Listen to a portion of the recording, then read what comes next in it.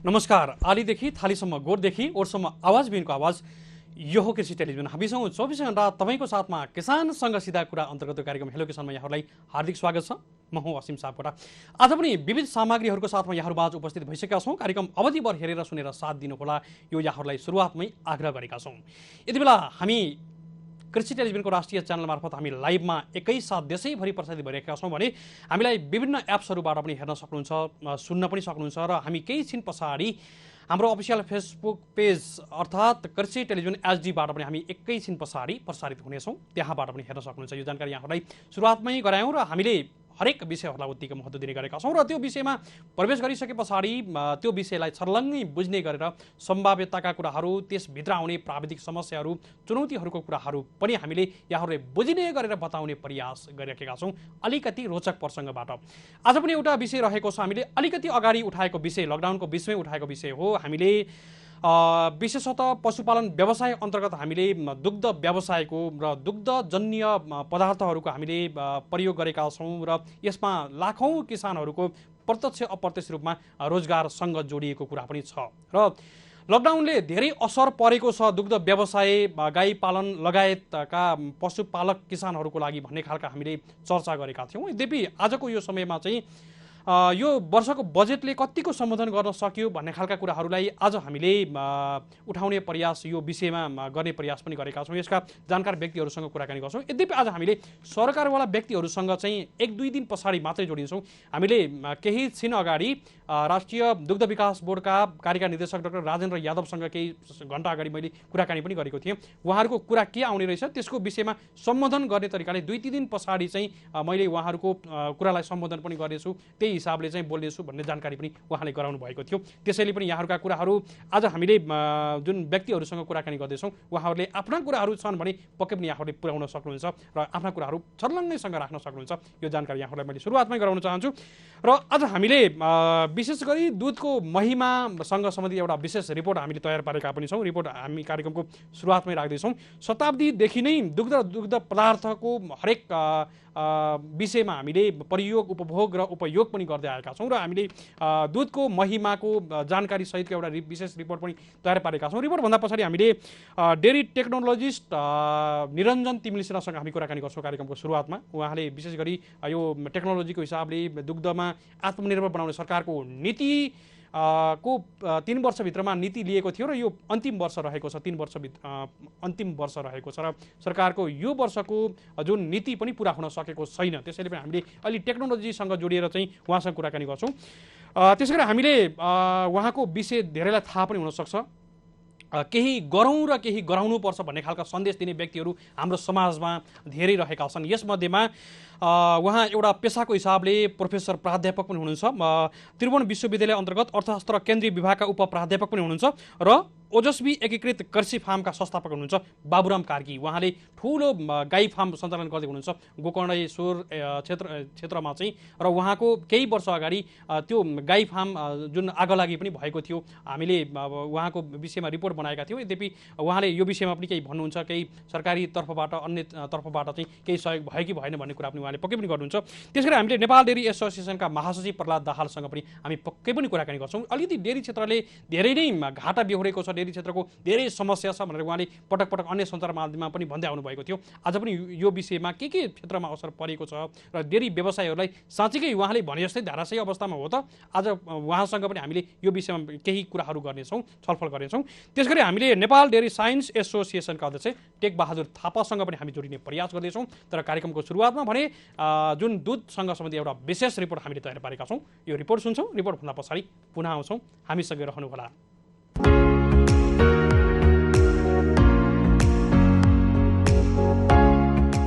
दुध स्तनधारी प्राणीको लागि प्रथम खाद्य पदार्थ हो।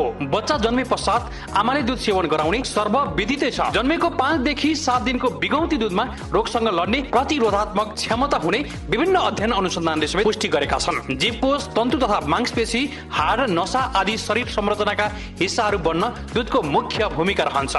तसर्थ शिशुहरूको शारीरिक वृद्धि विकास हुँदै किशोर, युवा एवं वृद्ध अवस्थामा प्रवेश गर्दछ। दुध हरेक उमेर अवस्थाका मानिसलाई चाहिन्छ। दुधको महिमा पौराणिक ग्रन्थहरूमा पनि श्री श्रीकृष्णले नौनी चोरेर बालशाखालाई खुवाउने गरेको र हालसम्म पनि हिन्दू धर्मावलम्बीहरूले पुराण लगाउँदा पञ्चामृतका रूपमा दूध, दही, घिउ, मिश्री एवं मह राखी प्रसादको रूपमा चढाउने तथा ग्रहण गर्ने गरेको यथार्थ हिन्दू धर्म ग्रन्थहरूमा समेत उल्लेख गरेको विदितै छ। हामीले राष्ट्रिय दुग्ध विकास बोर्ड हरिहर भवनका कार्यकारी निर्देशक डाक्टर राजेन्द्र यादवको सहयोगमा यो रिपोर्ट यसरी तयार पारेका छौँ। दूध र दुग्ध पदार्थहरूको महत्त्व तथा उपयोग प्राचीन कालदेखि नै रहँदै आएको पुष्टि हुन्छ। दूधमा चिल्लो पदार्थ, प्रोटिन, कार्बोहाइड्रेट, खनिज पदार्थ र भिटामिन जस्ता शरीरलाई चाहिने अति आवश्यक तत्त्वहरू पाइने हुनाले दूध एक सम्पूर्ण खाद्य पदार्थ हो। दूधको पौष्टिक महत्त्वको साथसाथै सुपाच्य हुने हुँदा शिशुहरू एवं रोगी तथा वृद्ध मानिसहरूलाई दूध खुवाउने गरिन्छ। सन्तुलित रूपमा दूध तथा दुग्ध पदार्थको सेवन गरी दैनिक आवश्यक पर्ने शक्ति आपूर्ति हुनका साथै शरीर तन्दुरुस्त पनि हुने गर्दछ। नेपाल खाद्य नियमावली अनुसार मानव प्रशोधित दूधमा हुने 3.0% चिल्लो पदार्थ, 4.7% ल्याक्टोज र 3.5% प्रोटिनको गणना गर्दा प्रति 100 ग्राम प्रशोधित दूधबाट करिब 60 क्यालोरी शक्ति प्राप्त हुन्छ। हाल विश्वमा महामारीको रूपमा फैलिएको कोरोना भाइरसको उपचारको लागि कुनै औषधि तथा खोप बन्न नसकेको सन्दर्भमा रोगसँग लड्ने तथा शारीरिक तन्दुरुस्ती बनाइराख्न दूध तथा दुग्ध पदार्थको नियमित सेवन गर्नु एक उत्तम विकल्प हो। दूधले शारीरिक क्रियाकलाप, दैनिक कार्य, शारीरिक वृद्धि विकास गर्न सहयोग गर्दछ। दूधमा पाइने चिल्लो पदार्थले शरीरलाई शक्ति प्रदान गर्दछ। आवश्यक भन्दा अधिक चिल्लो पदार्थ शक्तिको रूपमा सञ्चित रहन्छ। बिरामी हुँदा यही सञ्चित चिल्लो पदार्थ शक्तिको रूपमा परिणत हुन्छ। दूधमा हुने ल्याक्टोज अर्को शक्तिको स्रोत हो। ल्याक्टोजले तुरन्त शक्ति प्रदान गर्छ र शरीरमा स्फूर्ति आई पुनः काममा सक्रिय हुन मद्दत गर्दछ। दूधको सेवनले शरीरको कोशिका तन्तु लगायत शारीरिक वृद्धि गर्दछ। शारीरिक काम गर्दा ती कोशिका तन्तुहरू टुटफुट भएमा मर्मत सम्भारको समेत काम दूधले गर्दछ। प्रोटिन मेटाबोलिजम भई शरीरलाई ताकत समेत दिने गर्दछ। दूधमा भिटामिन ए, डी, सी, ई, के र भिटामिन बी कम्प्लेक्स पनि पाइन्छ। भिटामिन ए ले रतन्द हुनबाट जोगाउने, प्रजनन क्षमताको विकास गर्ने तथा शारीरिक वृद्धि विकासमा सहयोग गर्दछ। भिटामिन डी ले हाड मजबुत बनाउनमा सहयोग गर्दछ। भिटामिन ई ले मांसपेशी मजबुत बनाउन सहयोग गर्दछ। त्यसैगरी चोटपटक लागेर रगत निस्किँदा भिटामिन के ले रगत जमाउन मद्दत गर्दछ। भिटामिन सी ले गिजा सुन्निनबाट जोगिन मद्दत गर्छ। भिटामिन बी कम्प्लेक्सले शारीरिक वृद्धि हुने तथा खाना खाने रुचि जगाउँछ। शरीर वृद्धिको लागि आवश्यक पर्ने लौडहरू, calcium, phosphorus, magnesium, chlorine, potassium, sodium आदि खनिज पदार्थहरू दूधमा पाइन्छन्। यसले शारीरिक सन्तुलन राख्नुका साथै शारीरिक विकास पनि गराउँछ। मानव स्वास्थ्यको लागि यति महत्त्वपूर्ण हिस्सा रहेको दूध र दुग्धजन्य पदार्थहरूको उत्पादन र बिक्री वितरणमा लाखौं किसानहरू प्रत्यक्ष तथा अप्रत्यक्ष रूपमा लागिरहेका छन्। सरकारले लिएको नेपाललाई दूधमा आत्मनिर्भर बनाउने नीतिसँगै लाखौं किसानहरू प्रत्यक्ष रूपमा अप्रत्यक्ष रूपमा जोडिएका किसानहरूको सँगसँगै स्वरोजगार र मानव स्वास्थ्यले पनि ठूलो हिस्सा राखेको क्षेत्रलाई राज्यबाट ठूलो सहयोग हुनुपर्ने आवश्यक देखिन्छ। असीम सापकोटाको रिपोर्ट। हजुर, दूध नै मानिसको पनि पहिलो आधार हो। हामीले अगाडि रिपोर्टमा पनि धेरै कुराहरू भनेका थियौँ र आज हामीले सरकारको नीति सँगसँगै विशेष गरी दुग्ध क्षेत्रमा आइरहेका किसान लेभलका समस्याहरू र डेरी क्षेत्रका समस्याहरू सँगसँगै यसलाई जुन आत्मनिर्भर बन्ने नीतिलाई चाहिँ कसरी अवलम्बन गर्न सकिन्छ भन्ने विषयमा हामी छलफल गर्ने प्रयासमा रहेका छौँ। विभिन्न यसै क्षेत्रमा काम गर्नुभएका विभिन्न व्यक्तित्वहरूसँग हामी उहाँहरूसँग कुराकानी गर्ने प्रयासमा रहेका छौँ र लकडाउनको कारणले विशेष गरी सहर केन्द्रित पशुपालन व्यवसाय, विशेष गरी गाई पालन व्यवसायलाई निकै धक्का परेको यथार्थ हामीले धेरै किसानहरूको आवाजलाई पनि समेटेका थियौँ। यद्यपि सरकारले आंशिक बजेटमा केही मात्रामा भए पनि जुन राहतका कार्यक्रमहरू ल्याउने कुरा थियो, यद्यपि यो आयो कि आएन भन्ने कुरामा पनि हामी पक्कै पनि बुझ्ने प्रयास गर्छौँ। 1-2 दिन पछाडि हामी यो विषयमा पक्कै पनि केन्द्रित हुन्छौँ।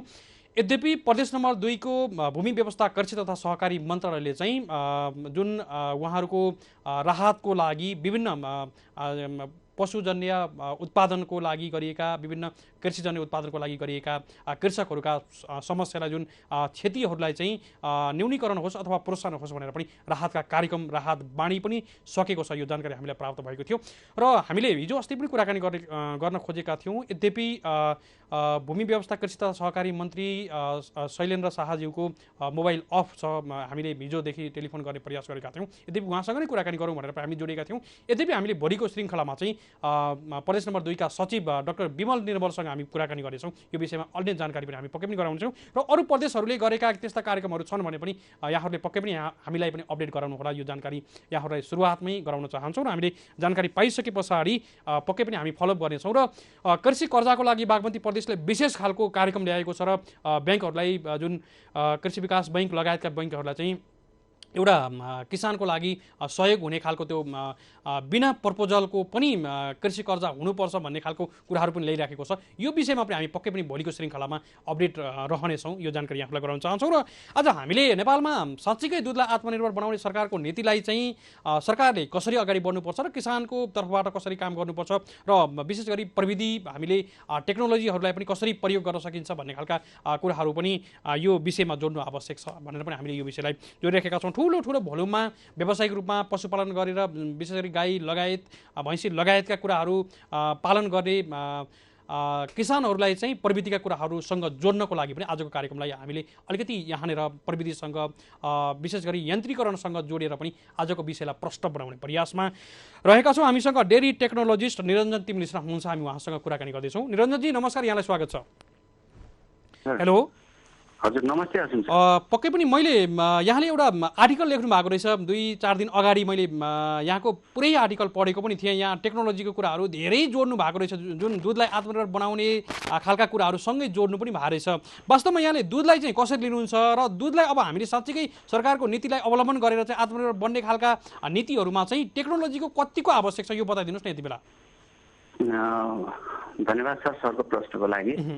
अब दुध आफैमा खास कस्तो भन्दाखेरि सर एकदमै छिटो बिग्रिने एकदमै संवेदनशील खाद्यान्न हो सर, खानेकुरा हो। र यसको जब हामीले यसलाई दुहिसक्छौँ, यसलाई दुहिसकेपछि यसलाई चाहिँ हामीले संरक्षण गर्नको लागि हामीले के हो भन्दाखेरि प्रविधिको प्रयोग गर्नुपर्छ। बिना प्रविधि यसलाई संरक्षण गरेर धेरै लामो समयसम्म राख्न सकिँदैन सर। र जब दुधबाट हामीले गाई भैँसीबाट दुध दुहिसकेपछि अथवा लिइसकेपछि पशुबाट हामीले दुधलाई चाहिँ दुहिसकेपछि यसलाई चाहिँ यसको सबैभन्दा धेरै म्याक्सिमम चाहिँ यसबाट चाहिँ फाइदा नाफा लिनको लागि पनि हामीले यसलाई चाहिँ प्रविधिसँग जोड्नुपर्छ अथवा चाहिँ प्राविधिक हिसाबले चाहिँ यसलाई अगाडि लानुपर्छ। जस्तो दुग्ध पदार्थको विविधीकरण गरेर अगाडि जाने कुराहरू आउँछ सर। दुधमा चाहिँ धेरै भ्यालु एडिसन हुन्छ। सरले देख्नु भएकै छ, दुधको मूल्य 50 रुपियाँ किसानको घरमा पर लिटर पर्यो भने त्यही दुध गएर आइसक्रिम बन्दाखेरि त्यसको भ्यालु भनेको पर लिटरको बजारमा हेरी हुन्छ सर। मिनिमम पनि त्यसको पर लिटरको 500-600 रुपियाँ पर्छ होइन सर। जसले गर्दा के हो भन्दाखेरि प्रविधि यो सेक्टरमा चाहिँ एकदमै आवश्यक कुरा हो क्या सर। दुधको क्षेत्रमा चाहिँ एकदमै आवश्यक कुरा हो प्रविधि। जस्तो एउटा प्राविधिक हिसाबले चाहिँ हाम्रा किसानहरूले कतिको टेक्नोलोजी प्रयोग गरेका छन् र के कुराहरू आवश्यक छ प्रयोग गर्नको लागि यो पनि बताइदिनुहोस् न यति बेला। जस्तो अहिले हामीले हेर्छौँ भनेदेखि हाम्रोमा जुन नेपालको सन्दर्भमा हेर्ने हो भने अहिले पनि कृषि पशुपालन जुन छ यो पुरानै हिसाबबाट चलिरहेको छ। यो चाहिँ यसमा कुनै नयाँ कुरा नयाँपन चाहिँ यसमा छैन क्या सर। प्रविधिसँग खास रूपमा चाहिँ हामी जोडिन सकिएकै छैन, यन्त्रीकरणसँग हामी जोडिन सकिएकै छैन एक हिसाबले भन्दाखेरि।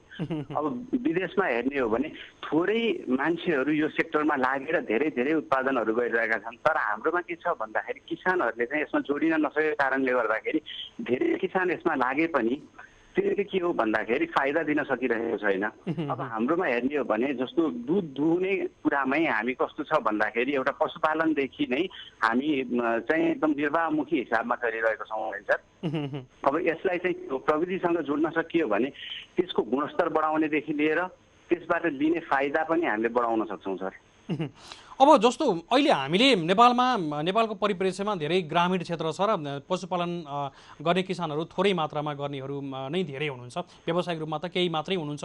यद्यपि यो समयमा अब कस्तो खालको टेक्नोलोजी प्रयोग गर्नु पर्यो र किसानलाई जुन अहिले समय सुहाउँदो र उहाँहरूले उपलब्ध हुन सक्ने खालको आधारका चाहिँ टेक्नोलोजीहरू कस्ता हुन सक्छन् यो पनि बताइदिनुहोस् न। जस्तो हामीले अब पशुपालनतिरबाट जाने हो भनेदेखि व्यावसायिक पशुपालन गर्न सक्ने जस्तो हाई यिल्ड ब्रिडहरू लिएर आएर हुन्छ नि सर, धेरै दुध दिने क्षमताको गाई वस्तुहरू चाहिँ लिएर आएर चाहिँ हामीले पशुपालन गर्न सकिन्छ। तर हाम्रोमा चाहिँ कस्तो छ भने अहिले त्यस्तो छैन। हाम्रो निर्वाहमुखी अघि मैले भनिहालेँ नि त्यस्तो किसिमको व्यावसायिक रूपमा जाने भन्दा पनि त्यो हिसाबमा नगएको कारणले गर्दाखेरि चाहिँ यसले खास सोचे जस्तो चाहिँ प्रतिफल दिन सकिरहेको छैन। अब यसलाई अगाडि बढाउनको लागि हामीले के गर्न सकिन्छ भन्दाखेरि अहिले विभिन्न कुराहरू आएका छन्, कृषिमा लगानीका कुराहरू आएका छन् होइन। कृषिमा सरकारले, स्थानीय निकायले सबैले चाहिँ सपोर्ट गर्ने कुराहरू, ब्याङ्कले पनि 15% चाहिँ आफ्नो 15% चाहिँ यो कृषि क्षेत्रमा लगानी गर्नुपर्ने भन्ने कुराहरू आएका छन्। त्यस कारणले गर्दा कृषकलाई यो एउटा अपर्च्युनिटी बन्न सक्छ, यो साँच्चैको चाहिँ एउटा अवसर बन्न सक्छ कि आफ्नो व्यवसायलाई चाहिँ हजुरको ट्रान्सफर्म गर्नको लागि, सानो निर्वाहमुखीबाट चाहिँ यसलाई व्यावसायिक बनाउनको लागि चाहिँ यसमा अपर्च्युनिटीहरू चाहिँ अहिले एकदम आएको छ क्या सर। किन भन्दा सरकारले पनि त्यो किसिमको वातावरण निर्माण गर्दै आएको छ। अब यो दुग्ध क्षेत्रमा के छ भने सर, एउटा रह्यो पशुपालनको पाठ हो, अर्को रहन्छ तपाईँको के हो भन्दाखेरि दुध सङ्कलन गरेदेखि प्रशोधनसम्मको पाठ। गोठदेखि ओठसम्म हामीले जुन कुरा गरिरहेका छौँ भनेदेखि अब दुधको हामीले कुरा गर्छौँ भने, पशुपालनको पाटोलाई छोडेर दुधको कुरा गर्छौँ भने अहिले पनि हाम्रो के छ भन्नुहुन्छ भने टोटल नेपालमा दुध अहिले 21,68,000 मेट्रिक टन चाहिँ प्रति वर्ष चाहिँ अहिले उत्पादन भइरहेछ। गएको तथ्याङ्क अनुसार 21,68,000 मिलियन के अरे 21,68,000 लिटर मेट्रिक टन चाहिँ दुध उत्पादन भइरहेकोमा 50% चाहिँ के छ भन्नुहुन्छ भने किसानको तहमै चाहिँ कन्ज्युम्सन हुन्छ। बाँकी रहेको 50%, 33% चाहिँ हजुरको कस्तो भनियो हामीले भनिन्छ खुला दुध जुन चाहिँ प्याकेट बनाएर चाहिँ बजारसम्म लाने, यसलाई चाहिँ प्रशोधन नगरिकन लाने, यसलाई अनौपचारिक रूपबाट चाहिँ यो बजारसम्म गइरहेको छ होइन सर। जस्तो अब निरञ्जन सर, यहाँ हामीले कुराकानी गर्दै गर्दा सहरको पैसा गाउँमा जाने एउटा बलियो माध्यम चाहिँ दुग्ध व्यवसाय पनि रहन सक्छ है? यो मजाले सक्छ सर। अहिलेको समयमा सबैभन्दा धेरै सहरबाट गाउँमा पैसा गइरहेको कुरामा चाहिँ सबैभन्दा धेरै पैसा सायद कुनै ग्रामीण उत्पादनले हरेक दैनिक लिएर गइरहेको छ दुग्ध उत्पादन नै हो सर। किन भन्दाखेरि आज करोडौँ रुपियाँ चाहिँ हजुरको के छ भन्दाखेरि सहरदेखि गाउँ गइरहेको छ दुधको माध्यमबाट। र त्यो मेरो बुझाइ चाहिँ के हो भने सर, पैसा मात्रै होइन कि त्यो सँगै प्रविधि पनि अब जानु पर्यो। गाउँले किसानहरूले आफ्नो उत्पादनलाई चाहिँ हजुरको के हो भन्दाखेरि व्यावसायिक हिसाबमा चाहिँ अगाडि बढाउनु पर्यो र त्यसको प्रतिफल चाहिँ पूर्ण रूपमा लिन सक्नु पर्यो भन्ने मेरो बुझाइ हो। जस्तो यहाँले प्रविधिकै कुराकानी गर्नुभएको छ, जस्तो के हुन सक्छन् प्रविधिहरू चाहिँ, जस्तो अहिले तुरुन्तै किसानहरूले प्रयोग गर्न सक्ने सर्वसुलभ प्रविधिहरू चाहिँ के हुन सक्छन्, यो पनि भनिदिनुहोस् न। जस्तो अहिले अब हामीले कुरा गऱ्यौँ भनेदेखि हजुरको कस्तो भन्दाखेरि अब पशुपालन अथवा दुध उत्पादनको बेलामा हामी अहिले हातले चाहिँ दुध दुहिरहने कुराहरू छ होइन सर। हात युज गरेर दुध दुहिराख्ने 2-4वटा पशुपालन गरेर चाहिँ हामीले दुध उत्पादन गरिराख्ने कुरा छ। यसलाई चाहिँ कम्तीमा हामीले 10वटा पशुपालन गरेर त्यसलाई चाहिँ मेसिन मिल्किङ, सानो सानो खालको क्यानमा चाहिँ अहिले मिल्किङ गर्न मिल्छ क्या सर। त्यो टेक्नोलोजीहरू छ। त्यो टेक्नोलोजीहरू युज गर्न सकेदेखि त्यसलाई चाहिँ गुणस्तर बढाउन सकिन्थ्यो दुध उत्पादनको, र प्रतिफल किसानले के हो भन्दाखेरि सोचेको भन्दा धेरै लिन सक्थ्यो क्या सर। अहिलेको समयमा प्रविधि युज नगरेको कारणले गर्दाखेरि के छ भन्दाखेरि किसान दुधहरू उनीहरूले उत्पादन गरे पनि खेरा गइरहेको छ। के भन् प्राविधिकहरूसँग सरसल्लाह गर्ने भन्ने त हाम्रोमा त चलन नै छैन क्या सर।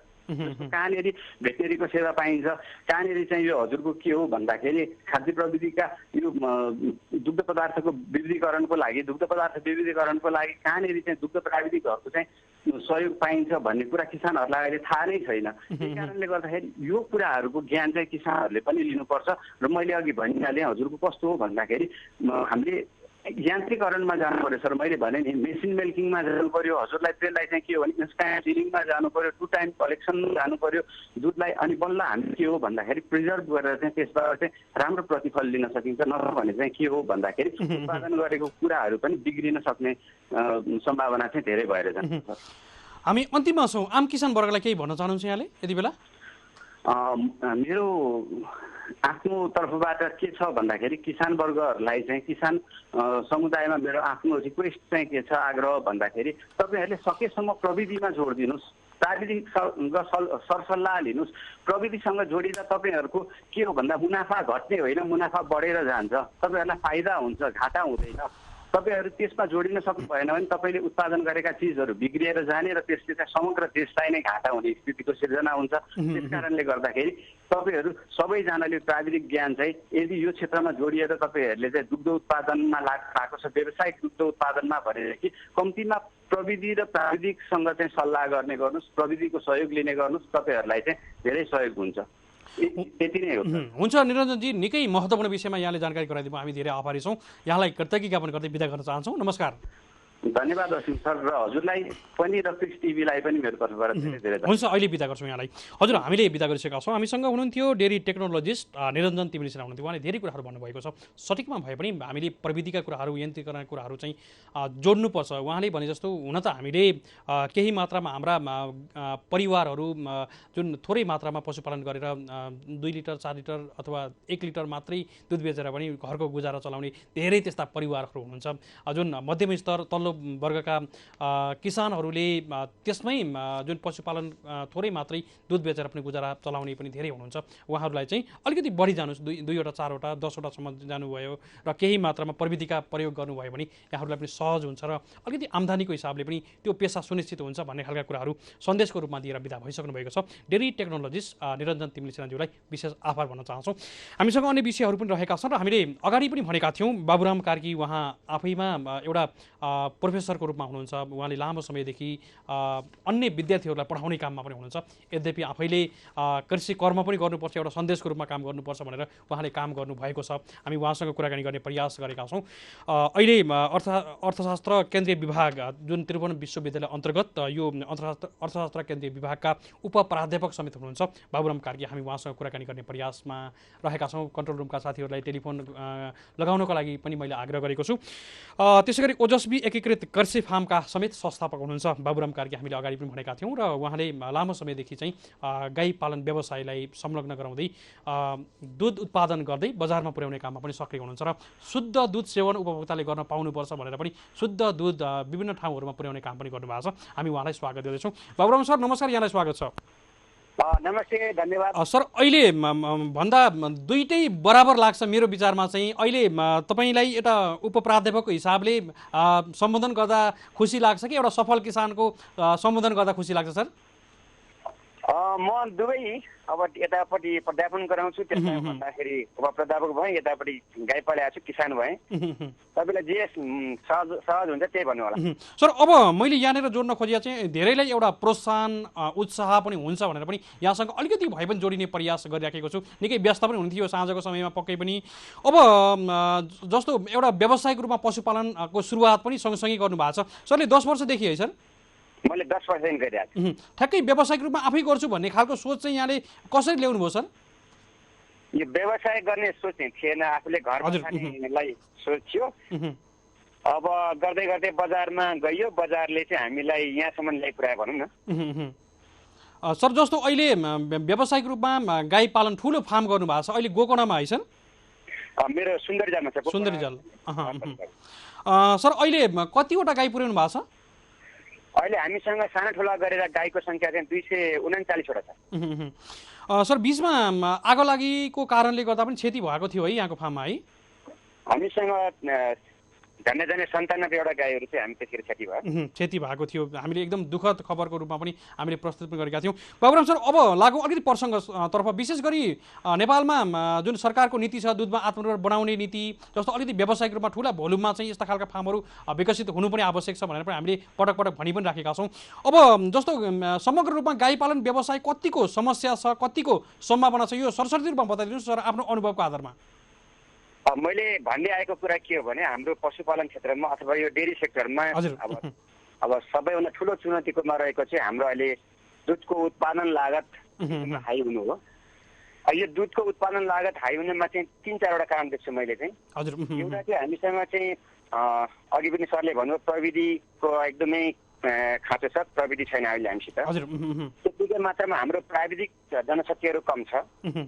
अनि हामी कहाँमा चाहिँ एकदम नस्ल सुधारिएका प्रजातिका गाईहरू पनि अथवा भैँसीहरू पनि को बिउ बिजन हामीसँग उपलब्ध पर्याप्त मात्रामा छैन। त्यसै हामीसँग चाहिँ अब हाम्रो गाई बस्तुलाई चाहिने फिड छ जो चाहिँ अब त्यो गुणस्तरीय छैन, अथवा हामीले चाहिँ अलिकति बाहिर लोकेसनमा गएर गाई पाल्यौँ भने अथवा व्यवसाय गऱ्यो भने हामीसँग ट्रान्सपोर्टको चाहिँ एकदमै खर्चिलो ट्रान्सपोर्ट छ हाम्रो, अथवा बाटो छैन। त्यसले गर्दाखेरि हाम्रो दुधको उत्पादन लागत हाई छ। यो उत्पादन लागत घटाउनु नै अहिले हाम्रो सबैभन्दा ठुलो चुनौती हो र यही नै हामीलाई अहिले समस्या भइरहेको छ। अब जस्तो सर अब हामीले पशुपालनको व्यवसायलाई सँगसँगै जोड्दा चाहिँ घाँसमा आधारित व्यवसाय गर्नुपर्छ भनेर विज्ञहरूले भनि पनि राख्नु भएको छ। जस्तो घाँसलाई पनि सँगै जोड दिनु भएको छ सर यहाँले? हामीले त घाँस अहिले त यो टेम्पोररी मात्रै छ, काठमाडौँमा छौँ हामी। अब काठमाडौँमा धेरै जग्गा छैन, नभए पनि हामीसँग अहिले 100 रुपियाँको हाराहारीमा हामीले घाँस लगाएका छौँ। अब घाँसमा आधारित भयो भने चाहिँ हाम्रो उत्पादन लागत घट्ने हो। अब तपाईँले भ्याली बाहिर जाँदाखेरि तपाईँको हेरिहाल्नु भएको छ, अब बजार छैन, बजार भ्यालीमा छ, यहाँ घाँस छैन, यस्तो समस्या छ। बाबुराम सर, जस्तो अहिले यहाँले एउटा प्रोफेसरको रूपमा धेरै विद्यार्थीहरूलाई पढाउने काम पनि गर्नुभएको छ, एउटा सन्देशको रूपमा चाहिँ विद्यार्थीहरूले कसरी लिएका छन् सर यहाँको कामलाई चाहिँ? होइन, मलाई विद्यार्थीहरूले रुचाएका छन्। किन रुचाएका छन् भने अब वास्तवमा हामीले हाम्रा विज्ञहरू के भयो भन्दाखेरि धेरै विज्ञहरू चाहिँ कागजी मात्रै भए। कागजी विज्ञहरूले चाहिँ काम गर्न सकेनन्। अब जस्तो तपाईँले भनौँ न, अब हामीले अहिले के भनिरहेको छौँ भने अब यो चाहिँ कागजको ठेलीमा त जसले पनि उपदेश दिने भयो।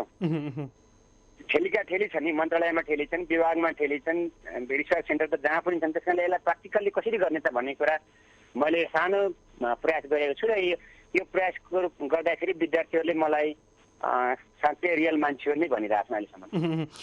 अब हामीले अहिले गाई पालनकै कुराकानी गर्दै गर्दा स्वरोजगारको पाटोमा चाहिँ गाई पालन व्यवसायको विशेष भूमिका पनि रहेको छ दुग्धजन्य पदार्थको उत्पादनको लागि हामीले भनि पनि राखेका छौँ।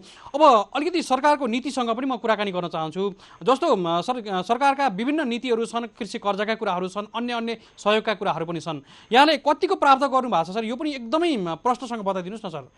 मैले अब सरकारले मैले पटक भनेको के भने सरकारले हामीलाई नगरेको त होइन, गर्न नखोजेको त होइन। हजुर, हामीले चाहिँ अहिले अनुदानको रूपमा लोन लिएका छौँ, ब्याज अनुदानमा लोन लिएका छौँ। र म सबैभन्दा खुसी के छु भने अब यो अरू अनुदानतिर लाग्यो भने चाहिँ हाम्रो गाई फार्म जान्छ, किनभने उनीहरूको कागज पत्र यति गाह्रो छ। अब हाम्रो चाहिँ पेपर बेस छ कि हाम्रो प्रोजेक्ट। अब फिल्डमा उनीहरूले हेर्दैनन्, कागज पुग्यो पुगेन मात्रै हेर्छ सरकारले। कागज पुगेन भने चाहिँ हामी त विरोधीमा पर्छौँ सर, अप्ठ्यारोमा पर्छौँ सर भने चाहिँ अब हामी किसानले कन्सल्टेन्ट राख्न सक्दैन, किसानले वकिल राख्न सक्दैन, किसानले अकाउन्टेन्ट राख्न सक्दैन। अब सबै राख्ने किसान नेपालमा छैन। अब सरकारलाई चाहिँ यी सबै डकुमेन्टहरू चाहिन्छ। त्यहाँले पनि हाम्रो किसानहरू कस्तो छ भने मोबाइलमा खिचेर 2+2 4 गर्न सक्छ, कपीमा 2+2 लेखेर 4 लेख्न सक्दैन। यस्तो किसानहरू भएको देशमा हाम्रो सरकारको जुन प्रक्रिया छ त्यो धेरै हाम्रो किसान फ्रेन्डली छैन र कम्प्लिकेटेड छ। तर हामीलाई चाहिँ अलिकति व्यावसायिक रूपमा जाने फार्मरलाई चाहिँ लोन दिएको छ अनुदानमा, ब्याज अनुदानमा, त्यसले हामीलाई सपोर्ट नै गरिरहेको छ। सर, अब कयौँ युवाहरू चाहिँ देशमा स्वरोजगार बन्न पाइएन, रोजगारै छैन भनेर पनि अहिले पनि बहुतारी राखेका छन्। धेरै युवा विदेशमा जाने लहर पनि छ। अलिकति कोभिडको कारणले गर्दा धेरै युवाहरू फर्किने क्रम पनि बढेको छ र स्वदेशमा केही गर्नु पर्यो भन्ने खालका जुन अब चाहिँ हामी गर्छौँ भनेर पनि हामीलाई पनि फोन आइराखेको छ। धेरैले खोज्नु पनि हुन्छ, हामीलाई पनि फलो गरेर आउनुहुन्छ। अब समग्रमा चाहिँ कृषि क्षेत्र, पशुपालन व्यवसायसँगै अन्य कृषि क्षेत्रका पाटाहरूलाई चाहिँ साँच्चीकै युवाहरूले एउटा आकर्षणको हिसाबले गर्ने हो भने चाहिँ कतिको सम्भावना देख्नुहुन्छ कृषि क्षेत्रबाट चाहिँ? हामीसँग सम्भावनाको क्षेत्र भएकै कृषि हो। किन कृषि हो भने हामीसँग चाहिँ हाम्रो बनोट पनि त्यस्तो छ, हाम्रो हावापानी त्यस्तो छ, र हाम्रो बजारमा कृषिजन्य उत्पादनको ठुलो माग छ। हामीले ठुलो मात्रामा चाहिँ हामीले चाहिँ इम्पोर्ट गरिरहेका छौँ। तर अब हाम्रो के छ भने हाम्रो जनशक्ति चाहिँ यो पेसामा अहिलेसम्म आकर्षित छैन। यो आकर्षित नभएको कारण के भन्दाखेरि हामीले कृषि क्षेत्रमा लाग्ने युवाहरू अथवा जनशक्ति कस्तो भयो भने अशिक्षित मात्रै कृषिमा लाग्नुपर्छ है भन्ने परम्परागतदेखि धारणा बन्यो। अलिकति पढ्ने बित्तिकै किसान हुनुहुन्न भन्ने भयो। त हामी जबसम्म अलिकति शिक्षित वर्गहरू चाहिँ यो क्षेत्रमा लाग्दैनौँ, अरू पपुलेसनहरूले अथवा अरू जनताहरूले चाहिँ अरू भाइ बहिनीहरूले चाहिँ त्यो सिक्दैनन्। अलिकति पढ्यो, बरु चाहिँ विदेशमा गयो, कसैलाई देख्दैन जे काम गरे पनि। यसलाई मैले के भन्छु भने हाम्रो एजुकेसन सिस्टम नै चेन्ज गर्नुपर्छ। हामीले प्राविधिक रूपमा यत्रो कृषि प्रधान देश हो भने चाहिँ कृषिलाई जोड दिएर जानु पर्यो शिक्षामै। अब त्यो जनशक्ति त्यहाँबाट तयार हुनु पर्यो र हाम्रो अब अहिलेका युवाहरूलाई चाहिँ हामीले थोरै मात्रामा भए पनि तालिम दिनु पर्यो। उनीहरूलाई दक्ष बनाउनु पर्यो। दक्ष नबनाइकन कृषि गर भन्यो भने त फसिहाल्छ। उनीहरूलाई दक्ष बनाएर मात्रै हामीले यो सेक्टरमा लगाउन सकिन्छ र तपाईँले हामी कहाँमा धेरै पपुलेसन चाहिँ धेरै बेरोजगार भाइ बहिनीहरू चाहिँ यहाँ चाहिँ हामी एब्जर्भ गर्न सक्छौँ। बाबुराम सर, अन्तिम खण्डमा अब अलिकति हाम्रो समाजले चाहिँ कृषिलाई आज पनि हेरेको दृष्टिकोणले हेरेको छ। आज अलिकति सम्मानजनकको रूपमा पनि विभिन्न सञ्चार माध्यमहरूले उत्साह दिइराखेका छन्, लगायत अब विभिन्न माध्यमबाट अलिकति अहिले जस पाइने र अलिकति इज्जतदार चाहिँ हुँदैछ।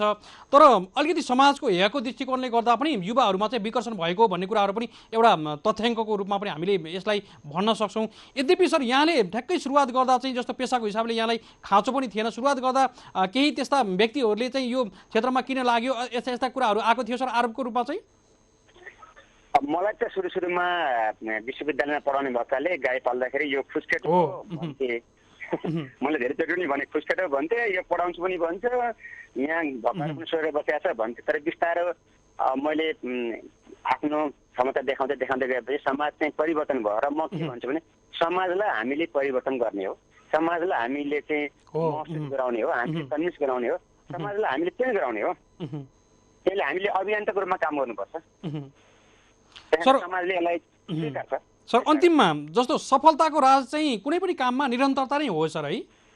निरन्तरता नै हो। यसको चाहिँ निरन्तरता मात्रै भएर भएन, निरन्तरता केमा दिने भन्ने कुरा हो। त्यस कारणले हामीले चाहिँ आफ्नो क्वालिटी पनि कन्ट्रोल गर्नु पर्यो, आफ्नो चाहिँ परिश्रमलाई चाहिँ एकदमै निरन्तरता दिनु पर्यो। हाम्रो चाहिँ अब सबैभन्दा ठुलो सफलता भनेको बजारले दिने हो। यो क्षेत्रमा त बजारले दियो भने हामी छौँ, बजारले दिएन भने हामी छैनौँ। त्यस कारणले बजारलाई हामीले स्थायित्व रूपमा राख्न सक्नु पर्यो। त्यो राख्ने भनेको हामीले क्वालिटीको सामान कम्पिटेटिभ प्राइसमा दिन सक्नु पर्यो। हजुर सर, अन्तिममा अब आम युवावर्गलाई विशेष गरी अहिले कोभिडको कारणले गर्दा धेरै युवाहरू फर्केका छन् लकडाउनभन्दा अगाडि, र केही फर्किने तयारीमा पनि छन्, र केही बिचमा पनि आइसके।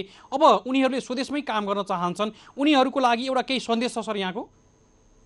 हाम्रो जो यहाँ हुनुहुन्छ अथवा क्रिकेटर हुनुहुन्छ उहाँलाई पक्कै पनि एउटा कुरा के भन्छु भने देशमा यो क्षेत्रमा ठुलो सम्भावना छ। तर सम्भावना चाहिँ त्यसै अटोमेटिकली आउने होइन, हामीले बनाउने हो, हामीले निर्माण गर्ने हो।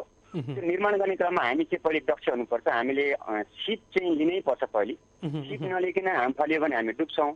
त्यहाँले सिप लिनु पर्यो, 2-4 महिना तालिम लिनु पर्यो, अथवा अनुभवीसँग काम गर्नु पर्यो, अथवा यस्तै तपाईँहरूको यस्तो कार्यक्रम हेर्नु पर्यो, सुन्नु पर्यो। त्यहाँले थोरै स्केलबाट पनि हामी काम गर्न सक्छौँ र त्यसलाई व्यापक बनाउन सक्छौँ। र म 20-30 हजार रुपियाँ महिनाको कमाउनलाई खाडी मुलुक जानुपर्छ भन्ने मलाई लाग्दैन। यो सेक्टरबाट पनि 20-30 हजार रुपियाँ महिनामा कमाउन सकिन्छ। म सबैलाई यही आह्वान गर्छु, आउनुहोस्, काम गरौँ, सिकौँ। हामीले गर्न सक्ने हामी चाहिँ सुझाव सल्लाह अथवा सहयोग गर्न हामी तयार छौँ। हुन्छ बाबुराम सर, निकै महत्त्वपूर्ण विषयमा आफ्नो अनुभवसहित परामर्श पनि दिनुभयो, हामी युवा वर्गलाई काम लाग्ने उत्साह पनि दिनुभयो। हामी धेरै आभारी छौँ। यहाँलाई कृतज्ञ ज्ञापन गर्दै बिदा गर्न चाहन्छौँ। नमस्कार। धन्यवाद। हजुर, हामीले बिदा गरिसकेका छौँ। हामीसँग बाबुराम कार्की हुनुहुन्थ्यो। निकै महत्त्वपूर्ण विषयमा उहाँले बताउनु भएको छ। सुरुवात आफैबाट गर्नुपर्छ। अलिकति सुरुवातमा काम गर्दा अप्ठ्यारो हुनसक्छ, अप्ठ्यारो हुन्छ पनि, र त्यसैले हामीले अनुभवलाई त्यही कामलाई निखार्दै गइयो भने निरन्तरता नै सफलता हो भन्ने खालको गहकिलो सन्देश दिएर बिदा भइसक्नु भएको छ। बाबुराम कार्की सरलाई विशेष आभार भन्न चाहन्छौँ। अहिले विशेष गरी गाई फार्म पनि गर्दै हुनुहुन्छ उहाँले सुन्दरीजल गोकर्णेश्वर नगरपालिकामा। त्रिभुवन विश्वविद्यालय अन्तर्गत अर्थशास्त्र केन्द्रीय विभागका उपप्राध्यापक पनि हुनुहुन्छ, उहाँ प्रोफेसर पनि हुनुहुन्छ, र सँगसँगै धेरै विद्यार्थीहरूलाई पढाउँदै पनि हुनुहुन्छ, र आफैले एउटा काम गरेर चाहिँ फरक खालको काम पनि गर्दै हुनुहुन्छ। फरक काम चाहिँ होइन, तर सन्देश दिने खालको, समाजलाई पनि केही अगुवा बनेर समाजलाई पनि बदल्ने खालको काम गर्दै हुनुहुन्छ। उहाँलाई विशेष आभार भन्न चाहन्छौँ। हामीसँग अन्य विषयहरू बाँकी नै छन्। हाम्रा केही वक्ताहरू बाँकी नै हुनुहुन्छ। हामीले अगाडि उद्घोष गरेका व्यक्तिहरूसँग पक्कै पनि कुराकानीमा समग्र हुनेछौँ, तर कार्यक्रममा पालो भएको छ। छोटो विश्रामभन्दा पछाडि खण्डमा पुनः आउँछौँ। हामीसँगै रहनुहोला।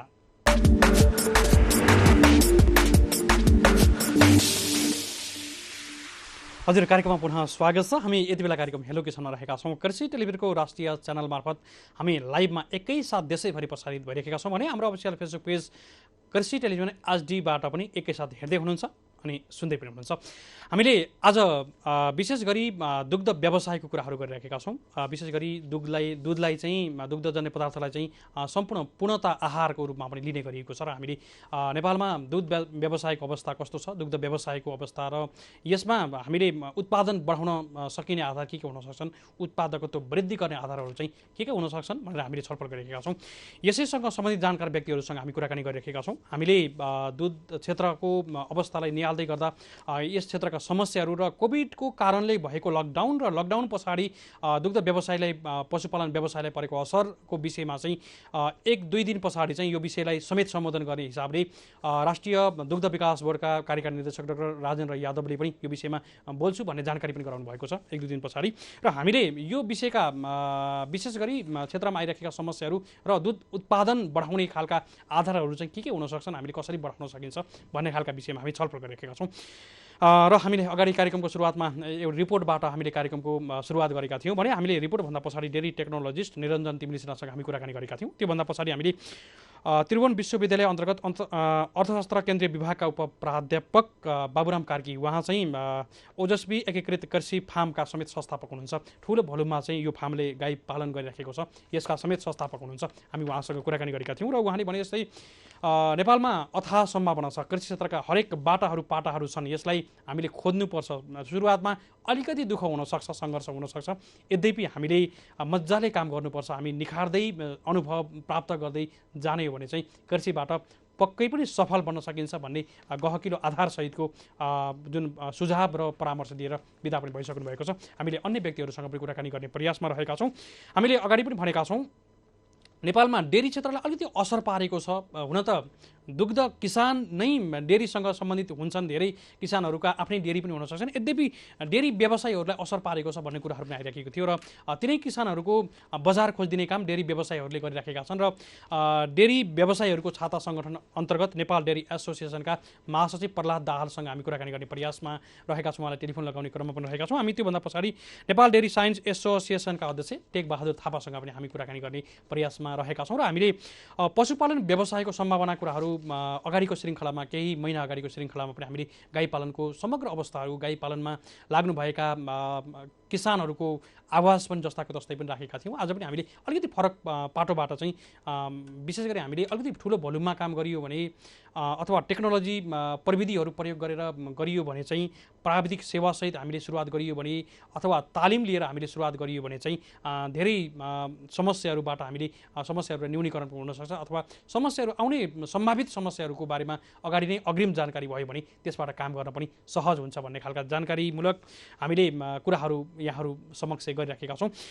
टेलिफोन लागिराखेको छैन, मलाई इसारा मिलिराखेको छ र टेलिफोन लगाउनको लागि मैले आग्रह पनि गरिराखेको छु। हामीले अगाडि पनि भनेका छौँ नेपाल डेरी एसोसिएसनका महासचिव अलिकति व्यस्त पनि छु भन्दै हुनुहुन्थ्यो, यद्यपि हामीले अलिकति भए पनि उहाँको कुराकानी ल्याउनुपर्छ भनेर पनि हामीले उहाँसँग कुराकानी गर्ने प्रयासमा रहेका छौँ।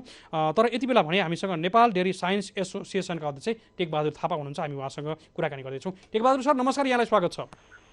नमस्कार सर, आज हामीले यहाँको अगाडि चाहिँ टेलिफोन उठिराखेका थिएन, विषयवस्तु त थाहा छैन होला, म विषयवस्तुको विषयमा जानकारी गराउँछु।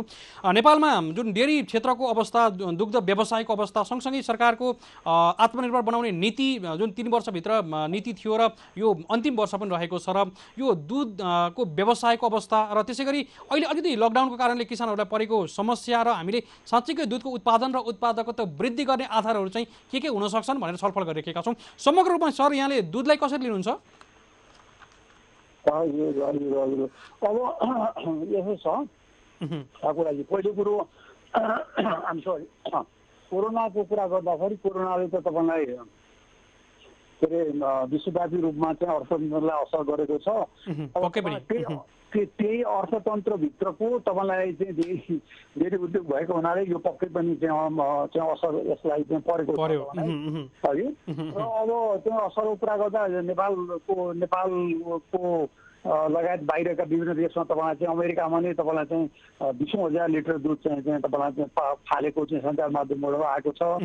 फ्रान्समा चाहिँ तपाईँलाई चाहिँ केही युरोप सारा देशमा छ। त्यस्तै हाम्रो देशमा जब तपाईँलाई लकडाउन सुरु भयो यता विभिन्न चाहिँ तपाईँलाई चाहिँ सहकारीहरूले दुध बेच्न नसकेर सडकमा फालेको पनि आयो। र पछि चाहिँ त्यो सामाजिक सञ्जालमा हामीले चाहिँ के उठायौँ भने साथीहरू औपचारिकता पनि यो सरकारले गर्दा चाहिँ अहिले भएको हो है।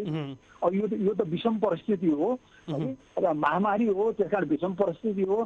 त्यसले गर्दा यसलाई चाहिँ यस्तो अवस्थामा चाहिँ भएको एउटा पोसिलो पदार्थ मैले अलि अगाडि एकछिन चाहिँ सुनेको थिएँ एकदम चाहिँ करिब सम्पूर्ण खाद्य पदार्थको कम्प्लिट फुड भन्नुभएको थियो। कम्प्लिट फुड गर्नु भएन भने हामी सामाजिक सञ्जालमा चाहिँ हामीले चाहिँ यो नेपाल डेयरी साइन्स रेस्टुरेन्टले र अरू सम्बन्धहरूले पनि गर्दाखेरि साथीहरूले पछि के आयो भनेपछि त्यसको विचार पछि के मेसेज आयो भनेदेखि उहाँहरूले विभिन्न तपाईँलाई च्यारिटी संस्थामा तपाईँलाई चाहिँ हस्पिटल प्रहरीकामा पनि उहाँले चाहिँ दुध चाहिँ नफ्याँकेर त्यो गरेको पनिर बनाएर बाँडेको पनि देखियो एउटा कुरा हजुर।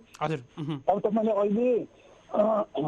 अहिले तपाईँले चाहिँ कुरा गरिरहँदा विभिन्न कुराहरू छ। यहाँ मैले अहिले चाहिँ तपाईँलाई के यो 2-4 महिना यता आएर तपाईँले राष्ट्रिय दुग्ध विकास बोर्डको पनि नाम लिएको मैले सुने। राष्ट्रिय दुग्ध विकास बोर्डले एउटा 5 वर्षीय दुग्ध विकास योजना भनेर तयार गरिरहेको छ, बुझ्नु भएन? तयार गरिरहँदा हामीले पनि त्यसमा योगदान चाहिँ गरेका थियौँ है।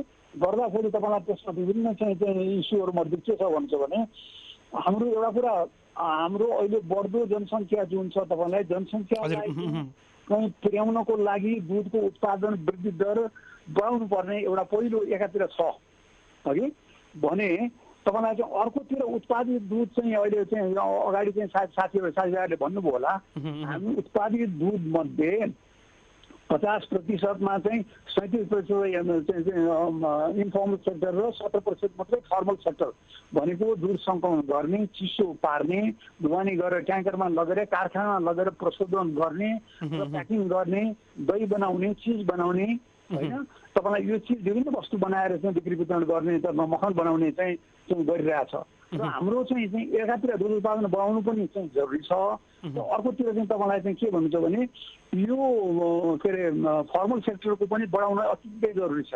अहिले तपाईँ 17% भन्दा के हुँदो रहेछ भने लगभग दैनिक 10 लाख लिटर दुध चाहिँ त्यो फर्मल सेक्टरले गर्छ। यसले तपाईँलाई लगभग 5 करोड रुपियाँ चाहिँ दैनिक तपाईँलाई चाहिँ के अरे सहरको पैसा बजार जान्छ र अर्को चाहिँ चिजमा हामीले मैले चाहिँ यसो हेरेको थिएँ केही दिन अगाडि तपाईँले अब संयोगवश तपाईँले फोन गर्नुहुने रहेछ हेर्नु मैले हेर्दाखेरि के देखियो भनेदेखि इम्पोर्ट चाहिँ हाम्रो चाहिँ तपाईँलाई चाहिँ जस्तो 5,000 मेट्रिक टन छ भनेदेखि चाहिँ हाम्रो एक्सपोर्ट चाहिँ 500 मेट्रिक टन पनि रहेनछ है। यत्रो किन ग्याप छ होइन। कता चाहिँ तपाईँलाई चाहिँ 10,000 मेट्रिक टन छ, कता 8,000 मेट्रिक टन छ, कता यस्तो चाहिँ छ। तर हाम्रो चाहिँ 451, 500 मेट्रिक टन, 421, 288, 22 मेट्रिक टन यस्तो चाहिँ हाम्रो एउटा ग्याप छ हेर्नुहोस् है त।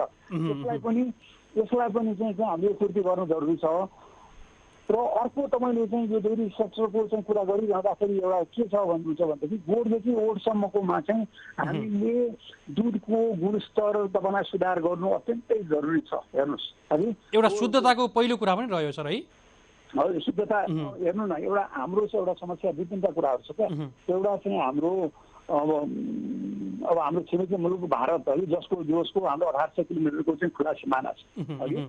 र त्यहाँ हेर्नुभयो भनेदेखि त्यहाँ र यहाँकै कुरा गर्दाखेरि गुणस्तरको अवस्था चाहिँ हेर्दाखेरि मैले चाहिँ हामीले यही चाहिँ राष्ट्रिय बोर्डले चाहिँ अध्ययन गरेको सिलसिलामा मैले चाहिँ यसो रिभ्यू गर्दा के पाएँ भन्छ भनेदेखि इन्डियाले चाहिँ तपाईँलाई चाहिँ इन्डियामा जस्तो हामीले चाहिँ एउटा फुल क्रिम दुध भन्छ क्या होल मिल्क भन्छ त्यो चाहिँ 5% घिउ र 8% एसएनएफको चाहिँ हाम्रो स्ट्यान्डर्ड छ। हाम्रो नेपाल सरकारले खाद्य प्रयोग तथा गुणस्तर विभागले जारी गरेको त्यो चाहिँ म्यान्डेटरी भनेको चाहिँ त्यति पुरा नै गर्नुपर्छ। यदि फुल क्रिम मिल्क भनेर मैले बेचेँ र 4% घटांशको बेचेँ भनेदेखि मलाई कारबाही हुन्छ, मलाई चाहिँ मेरो चाहिँ तपाईँलाई चाहिँ प्रतिनिधि नियमअनुसार कानुनी कारबाही हुन्छ।